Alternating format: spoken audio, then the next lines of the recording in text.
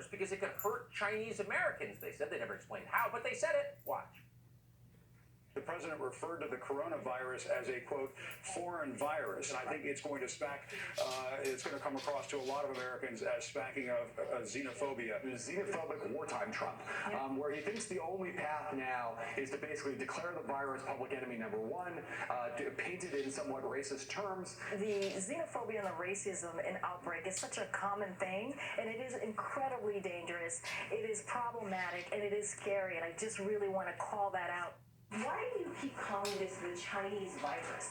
Why do you keep using this? A lot of people say it's racist. It's not racist at all, no, not at all. It comes from China. That's why. It is, quote, problematic and scary to criticize the Chinese government, but not to openly discriminate against Chinese American children. But you cannot criticize the government of China. Anyone who does must be silenced. White House advisor Peter Navarro was actually thrown off the air for the crime of telling CNN's viewers where the coronavirus came from.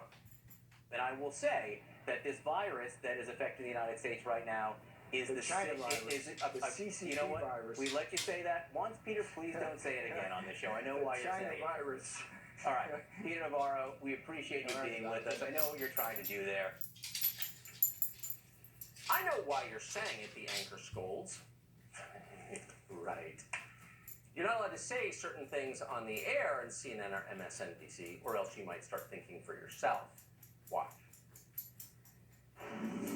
The Wuhan coronavirus has now surpassed the 2003 SARS outbreak. The first U.S. case of Chinese coronavirus was confirmed at one of her hospitals. Inside that building is the world's first lab-grown copy of the Wuhan coronavirus outside mainland China. The Chinese coronavirus death toll has jumped to at least 26 people. The death toll from the Wuhan coronavirus spiked today. The Chinese virus, the coronavirus that is worrying the whole world.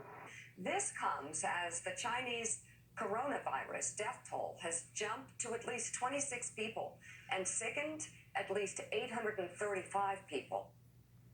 Oh, so it was okay to call it the Wuhan coronavirus because it is from Wuhan, probably from a Chinese lab, actually, the evidence shows.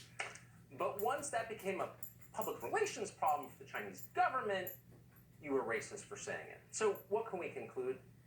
Actual racism means nothing to these people. What matters to them is whether they can use racial division to advance a partisan political agenda.